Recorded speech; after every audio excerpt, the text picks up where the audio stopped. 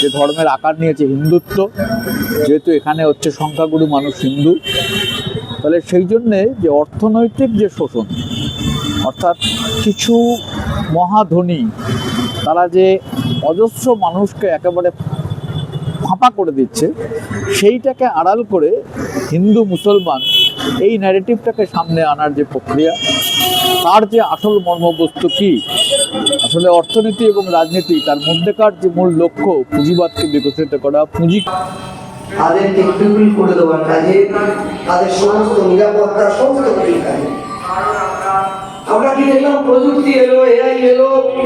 এই যে ডাক্তারের সাক্ষাৎকার শুনছিলাম, বললো হ্যাঁ এখন রোবোটিক সার্জারি, সভ্যতার বিকাশে আমরা এখন তুলে দিয়েছি। তাহলে কি আপনি এআই কে অস্বীকার করবেন না? আপনি এআই কে অস্বীকার করবেন না, কখনো করবেন না। কিন্তু ওরা এই আর্টিফিশিয়াল ইন্টেলিজেন্সকে কাজে লাগাচ্ছে শ্রমিক ছাঁটাইয়ের কাজে। ওরা এই বিজ্ঞান প্রযুক্তির বিস্ময়কর আবিষ্কারকে, যুগটা হচ্ছে এসটিআর, যুগটাকে আমরা বলছি এসটিআর, সায়েন্স অ্যান্ড টেকনোলজিক্যাল রেভলিউশনের যুগ। এই এসটিআর সিআইটিইউ নদিয়া জেলা কমিটির আহ্বানে রাজনৈতিক শিক্ষা শিবির অনুষ্ঠিত হচ্ছে শান্তিপুর জনকল্যাণ কেন্দ্রে। ক্লাস নেবেন শিটু নেতৃত্ব প্রাক্তন সংসদ অলোকেশ দাস, গণতান্ত্রিক আন্দোলনের নেতৃত্ব কমরেড গার্গী চ্যাটার্জি, জেলা নেতৃত্ব এসএম তাঁত শ্রমিকদের নিয়ে একটি কনভেনশন আয়োজনও করা হয়েছে। দেখুন কি বলছেন তারা।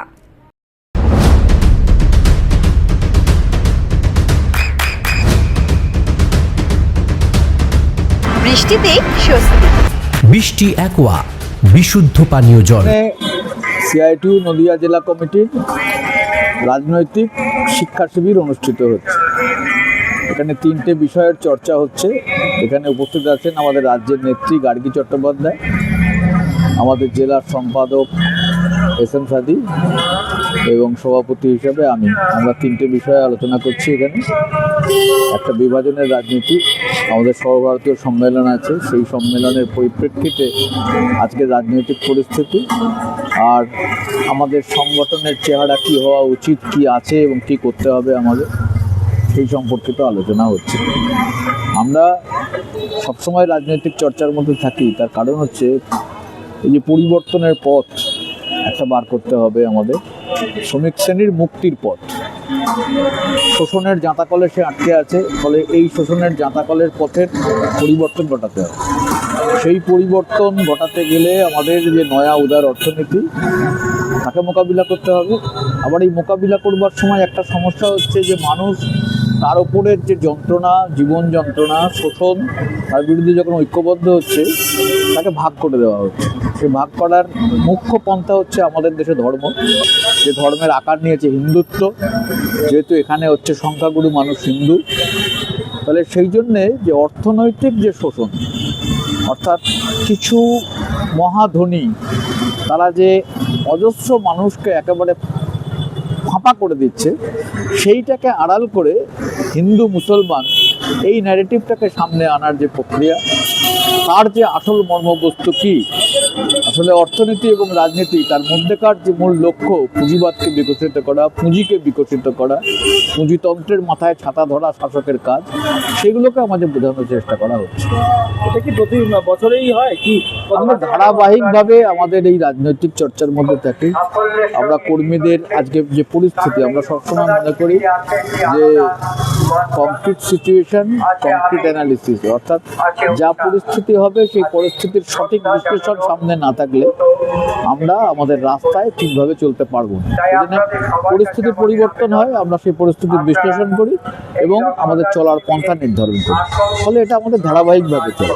যদিও অন্যদের বিষয়ে আমার কথা না, তবুও প্রত্যেকটা রাজনৈতিক দলেরই তো পড়াশোনা করা দরকার বলে। দেখুন, যারা বিভাজনের রাজনীতি করবে তাদের বিভাজনের পন্থা কৌশল তাদের শিখতে হয়, কীভাবে মানুষকে ভাগ করব। যারা হিংসার রাজনীতি করে, কীভাবে হিংসাকে ছড়াবো। যারা শোষণের রাজনীতি রাজনীতি করে, তারা কিভাবে মানুষকে আরো বেশি লুট করব তার চর্চা করে। আমাদের চর্চাটা ঠিক উল্টো দিকে, আমরা এই শোষণ, এই বিভাজন, এই যন্ত্রণার হাত থেকে মানুষকে কিভাবে বাঁচাবো তার চর্চা করি। আজকে তাঁত শ্রমিক যেরকম তাহলে একটু তাঁত শ্রমিকরাও এসছেন। তাঁত শ্রমিকদের আজকে আমাদের কনভেনশন হবে এরপরেই। তাঁত শ্রমিকদের যে বিষয়গুলো, তাঁত তো অবলুপ্ত হয়ে যাচ্ছে। এই যে হরিপুরে 1,29,00,000 টাকা দিয়ে যেটা হচ্ছে, এরকম তো শান্তিপুরে আগেও হয়েছে, পুরুলিয়াতে হয়েছে, কিন্তু তার শেষ অবধি পরিণতি কি? তাঁত শিল্প রক্ষা পাচ্ছে না কয়েকজন পুষ্ট হচ্ছে? ফলে সেই জন্য যে রিসাইক্লিং পদ্ধতি, কিছু লোককে পাইয়ে দেওয়া, উন্নয়নটাকে সামনে দেখানো, আসলে সেটাকে গভীরতার মধ্যে না নিয়ে যাওয়া। ফলে এখানে আপনি চারিদিকে ঘুরলে বুঝতে পারবেন, একটা সময় শান্তিপুরে যেখানে যাই না কেন খটখট শব্দ, যেখানে যাই না কেন ঝমঝম পাহাড়লুমের শব্দ, আজকে কিন্তু সেই শব্দ ক্ষীণ হয়ে যাচ্ছে।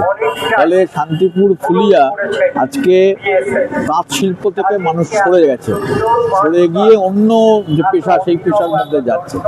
ফলে আমাদের প্রশ্ন যে এই শিল্পকে আজকে অবক্ষয়ের হাত থেকে বাঁচাতে হবে, আজকে যে ধুঁকছে এই ধোঁকার হাত থেকে বাঁচাতে হবে। শ্রমিকের হোক, কৃষকের ক্ষেত্রে আপনারা আন্দোলন করছেন, মুক্তির পথ বলছেন, কিন্তু তারা যখন সমস্যায় পড়ছে, আমরা শ্রমিকদের ক্ষেত্রেও দেখেছি, টোটো চালকদের ক্ষেত্রেও দেখছি, কিছু হলে শাসক দলের দ্বারা হয়তো অসুবিধা হচ্ছে, আবার শাসক দলের পাশে এসে দাঁড়াচ্ছে, আপনাদের আন্দোলনের পাশে এসে দাঁড়াচ্ছে। দেখুন, টোটো চালকের যে ব্যাপারটা হচ্ছে, টোটো চালকের সরকার যেটা এখন করছে, সরকার অন্য কিছু করছে না। আমি মন্ত্রীর কাছে গিয়েছিলাম, ডেপুটেশন দিয়েছি। মন্ত্রী বললেন, দেখুন আমরা কত টোটো আছে সেটা গোনার চেষ্টা করছি। উনি নিজে মুখে বলছেন 21 লক্ষ, আর আমাদের কাছে হিসাব হচ্ছে 80 লক্ষের উপরে। তাহলে এই যে 21 লক্ষ না 80 লক্ষ, সেইটা গুনছে সরকার, সরকারের কাজ। তার জন্য টোটো চালক, গরিব টোটো চালকরা তারা টাকা দিচ্ছে, কেন দেবে? যদি এটা হতো যে এর মানে হচ্ছে তাদের নিবন্ধীকৃত করা হচ্ছে, অর্থাৎ তাদের সরকারিভাবে গণ্য করা হচ্ছে, সেটা নয়। কিন্তু ওরা বলছে যে প্রথমে আমরা গুনবো, গোনার পরে তারপরে এদের 2 বছর সময় দেবো, এদের যে গাড়ি সেই গাড়িটা পাল্টাতে হবে, পাল্টানোর পরে এদের লাইসেন্স নিতে হবে ড্রাইভিং, তারপরে আমরা দেখব যে এরা নিবন্ধীকৃত হবে কিনা, অর্থাৎ সরকারি শিলমোহর তারপরে এদের ওপর পড়ার কথা। সেজন্য এইটা খুবই গরিত অপরাধ যে সরকার টোটো কত আছে রাস্তায় সেটা গোনার জন্যে তারা টাকা নিচ্ছে। আমরা সেই জন্য এই পদ্ধতিতে যাতে অর্থের ব্যবহার না হয়, গরিব টোটো চালকদের কাছ থেকে টাকা না নেওয়া হয়, আমরা তার কথা বলেছি। কৃষকদের ক্ষেত্রে তাদের জমিতে অন্তর্ভুক্তি, পশ্চিমবঙ্গ সরকার অন্তর্ভুক্তি করলো, করে সাইনবোর্ড লাগিয়ে দিয়ে গেল, তাদের আলোচনা করো। এখানে তারা বলছেন বামফ্রন্টের আমলে দেওয়া হয়েছিল, পাট্টা দেওয়া হয়েছিল, অর্থাৎ আপনাদের কেন্দ্রিক, যেখানে আপনাদের আন্দোলন নেই বলেই তারা পাশে যেতে পারল না। বিজেপির আন্দোলনে আমাদের দেশের মধ্যে পশ্চিমবাংলার সরকার, বামফ্রন্টের, তারা রেকর্ড তৈরি করেছিল। এত মানুষের হাতে জমির অধিকার তুলে দেওয়া হয়নি যাদের হাতে জমি ছিল না। ফলে পূর্ববঙ্গীয় মানুষ, ভূমিহীন মানুষ, তারা উপকৃত হয়েছিল। আজকে দেখুন, গত 11 বছর, প্রায় 14 বছর প্রায় সরকার চলছে। এই 14 বছর তৃণমূলের যে সরকার, আপনি হিসাব করে জিজ্ঞাসা করুন না কত জমি তারা দিয়েছে। রেলের জমি মানুষের নামে দিয়ে দিল। আরে রেলের জমি রেলের কাছ থেকে নিতে হবে সরকারকে, তারপরে তো দেওয়া যায়। ব্যক্তি জমি সরকার তাকে ঘোষণা করে দিল এই জমি তার, ব্যক্তি জমি কিন্তু নিতে হবে আগে। ফলে সেই জন্য পুরোটাই ধোঁয়াশা এবং মানুষকে ধোঁকা দেওয়ার কাজে সরকার আজকে নিজেদেরকে রত করে রেখেছে। আমার একটাই শ্রমিক হোক কিংবা কৃষক, যারা এই অত্যাচারিত সংখ্যাটা তো বেশি, আপনারা আন্দোলন করছেন, আপনাদের পাশে সেই অর্থ তাদের দেখা যাচ্ছে, সেটা কি আপনাদের আন্দোলনের?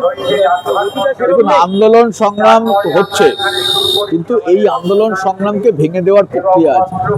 সরকার ভয় দেখাচ্ছে, তুমি যদি বামেদের সঙ্গে থাকো তাহলে তোমার গাড়ি চলবে না রাস্তায়। হ্যাঁ, ধর্মঘটে অংশগ্রহণ করতে চায় শ্রমিকরা, তাকে বলা হয় যে তুমি যদি আজকে দোকানটা বন্ধ করো তাহলে 1 সপ্তাহ তোমাকে দোকান বন্ধ রাখতে হবে। অর্থাৎ এই যে হুমকি, এই যে সরকারের পক্ষ থেকে চাপে রাখা শ্রমিকদের, ফলে সেজন্য শ্রমিকরা তো খানিকটা বিব্রত হচ্ছে বটেই। তাদের জীবন, তাদের রুজি, সেটা হচ্ছে তাদের কাছে সবচেয়ে বড় কথা। তার মধ্যে দাঁড়িয়েও তারা প্রতিবাদ করছে। এক সময় না সময় গণতন্ত্র, মানে গণ আন্দোলন করে অবশ্যই অবশ্যই মানুষ জাগবে, জাগছে মানুষ। নাম করছে অলোকেশ দাস, প্রাক্তন সাংসদ। English medium school JRS public school প্রায় 35 বিঘা জমির ওপর গড়ে উঠেছে বিশাল ক্যাম্পাস। নার্সারি থেকে শুরু করে উচ্চ মাধ্যমিক, ITI college, law college, BEd college, ভর্তি চলছে। জেআরএস পাবলিক ব্যালকনি বা সিঁড়ির রেলিং, মডিউলার কিচেন বা ড্রয়িং রুম, এক কথায় আপনার স্বপ্নের বাড়িকে করে তুলুন আরো সুন্দর।